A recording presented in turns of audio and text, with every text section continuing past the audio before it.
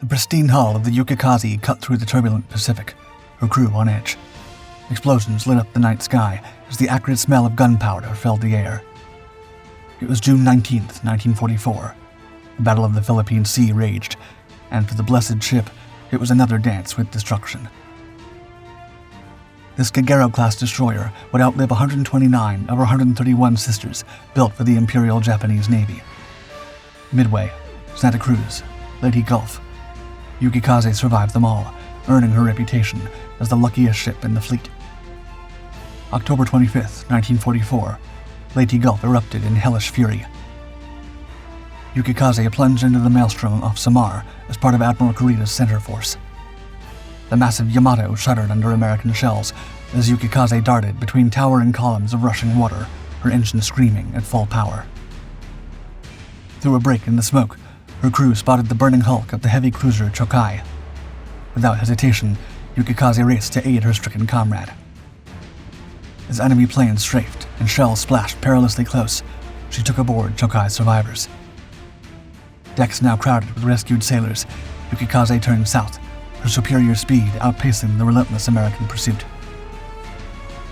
As dawn broke, the battle-worn crew could hardly believe their luck. Once again, they had emerged unscathed from the jaws of certain doom. Yet their greatest challenges and most improbable escapes still lay ahead, including one where the U.S. military would declare her sunk. In the late 1930s, as storm clouds gathered over the Pacific, the Imperial Japanese Navy sought to create a new class of destroyers that would outmatch anything in the U.S. or Royal Navy arsenals. The result was the Kagerō-class, a lethal blend of speed, firepower, and cutting-edge technology. Among these sleek predators, one would rise to legendary status: the Yukikaze.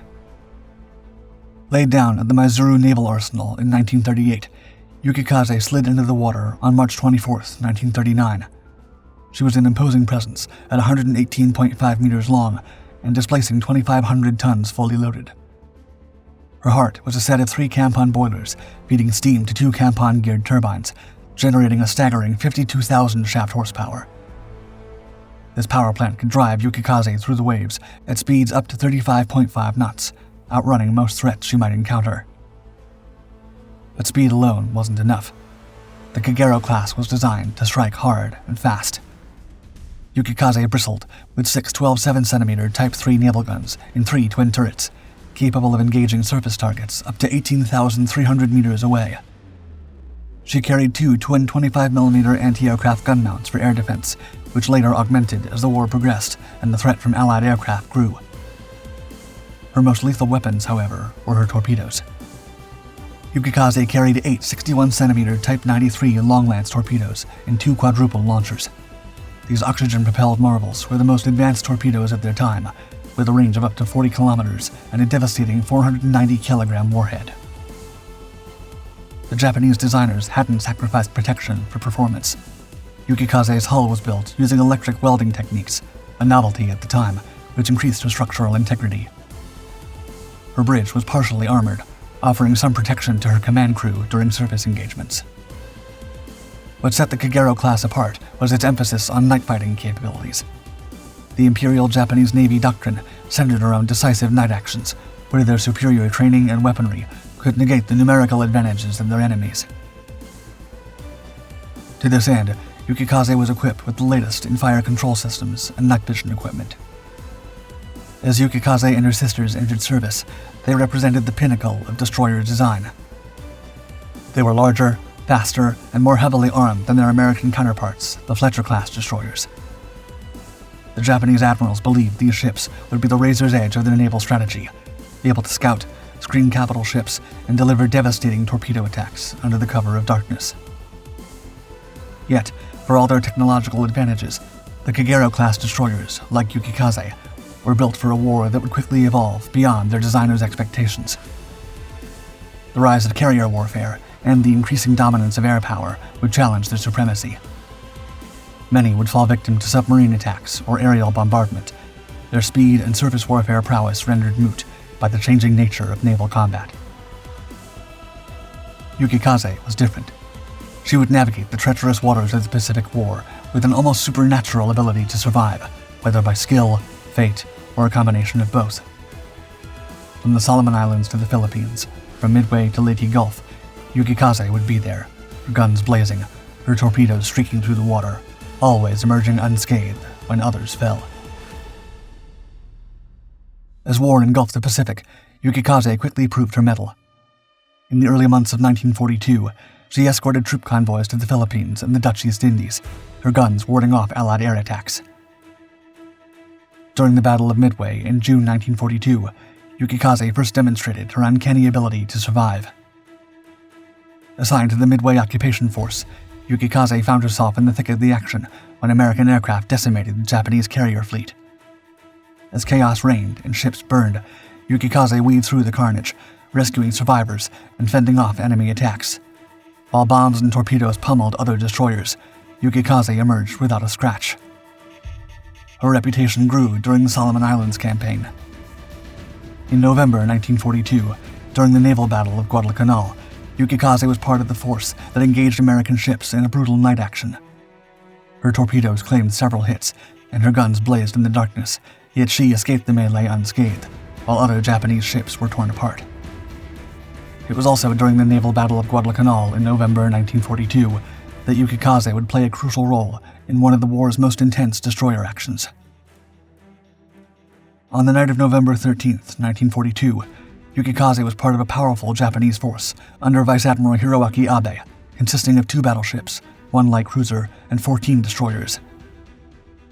As they approached Guadalcanal, they encountered an American task force of 8 destroyers and 5 cruisers, led by Admiral Daniel J. Callahan. In the chaos of the night battle, Yukikaze again found herself in the thick of the action.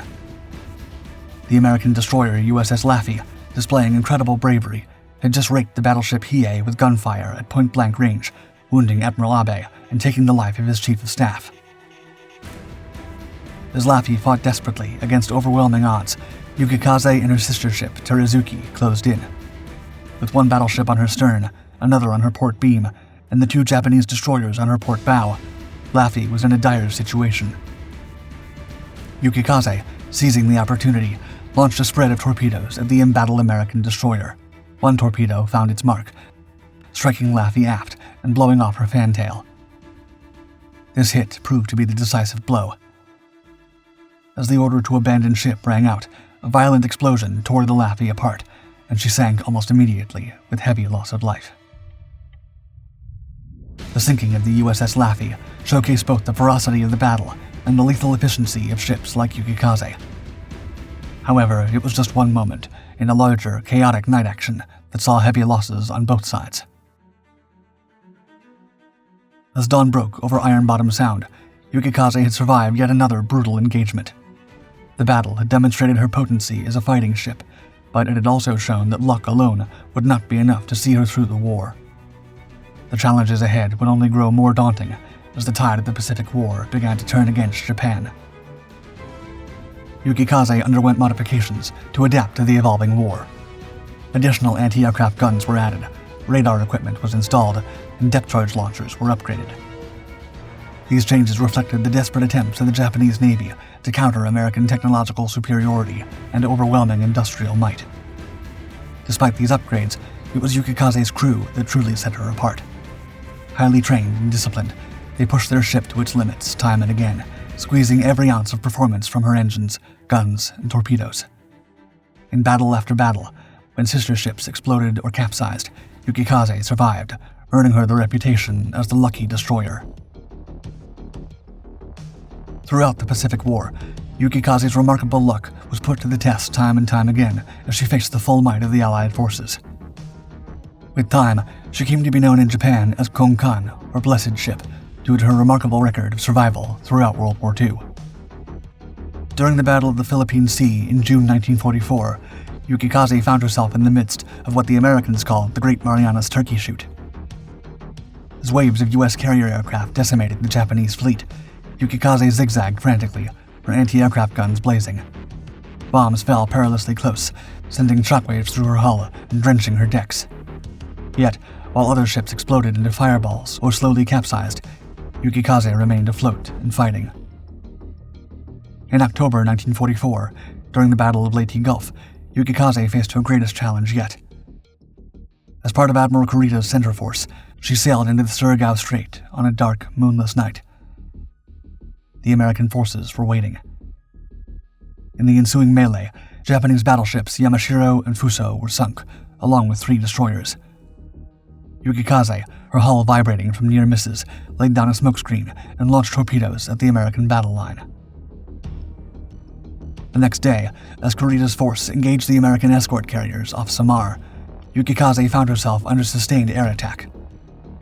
Strafing runs left her deck pockmarked with bullet holes. A 500-pound bomb skipped off the water, mere meters from her port side, the explosion sending a wall of water over her bridge. Her gunners claimed 2 American aircraft, but the onslaught seemed endless. Somehow, Yukikaze emerged from the encounter without critical damage. In February 1945, Yukikaze was assigned to the ill-fated Operation Tengo, the one-way mission to attack the American invasion fleet off Okinawa.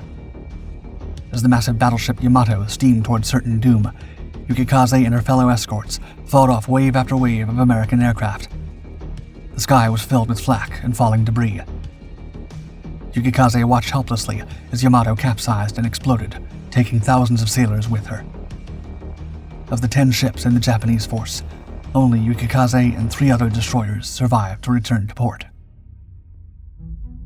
Perhaps Yukikaze's most miraculous escape came during a U.S. air raid on Kure Naval Base in July 1945, during the final weeks of the war.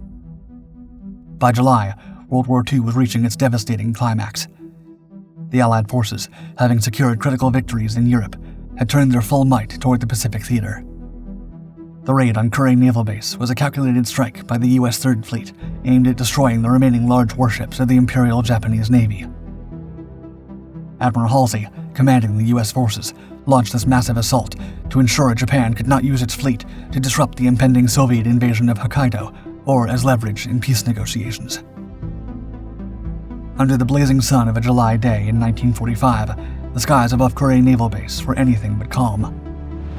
As American aircraft swooped down, bombs began to rain mercilessly upon the heart of what was left of Japan's naval might. American carrier aircraft flew nearly 1,800 sorties, decimating ships and crippling the Imperial Japanese Navy. The thunderous explosions and the deafening roar of engines filled the air, creating a chaotic symphony of destruction. Among the inferno, the Japanese destroyer Yukikaze found herself in the eye of the storm. Her crew, eyes wide with fear and determination, braced for the inevitable. Suddenly, a bomb struck, terrifyingly close. The impact was devastating. Shrapnel and debris showered over the deck, throwing sailors off their feet and ripping through the air with lethal precision. The force of the explosion was so immense that American pilots, witnessing from above, reported Yukikaze as destroyed, engulfed in a shroud of smoke and chaos. But as the acrid smoke began to dissipate, a silhouette emerged. Against all odds, Yukikaze was still afloat. Her hull, battered and bruised, had withstood the near-fatal blow. The bomb had landed mere meters away, a hair's breadth from sending her to the depths, but not close enough to finish the job.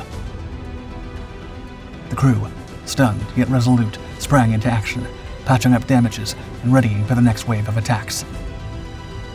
This narrow escape during the raid on Kure was nothing short of miraculous. Yukikaze's survival amidst the destruction of so many of her sister ships cemented her legendary status. She had faced the full wrath of the U.S. Third Fleet and lived to tell the tale, a testament to the resilience and fortitude of her crew.